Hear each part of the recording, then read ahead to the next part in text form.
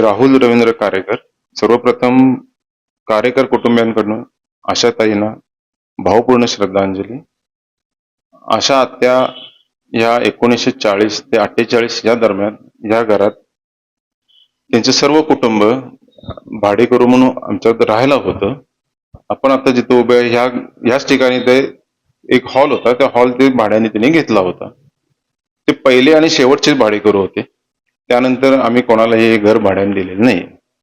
आशा आत्या ह्या 15 वर्षापाठीमागे विद्यापीठमध्ये सांगण्याची गोष्ट म्हणजे 15 वर्षापाठीमागे विद्यापीठला ते काहीतरी शाळेचं त्यांचं एक लेख आलेला होता पुस्तकामध्ये, ते शिकवण्यासाठी त्या आल्या होत्या. ते का कविता म्हणाल त्या आल्या होत्या आणि एवढं टाईट शेड्यूल होतं त्यांचं, त्यामध्ये ते वेळेत वेळ काढून त्या निव्वळ आम्हाला भेटायला आल्या होत्या.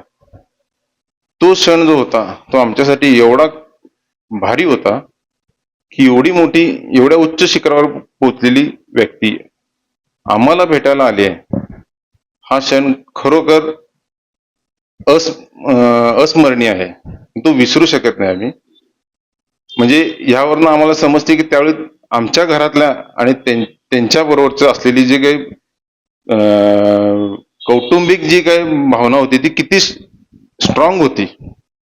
कारण ती व्यक्ती अशा ह्याच्यातनं आम्हाला भेटायला आली, ह्याच्यावरून आम्ही फक्त अंदाज करू शकतोय. ती भावना मी शब्दात व्यक्त करू शकत नाही. पुन्हा एकदा आशाताईंना भावपूर्ण श्रद्धांजली.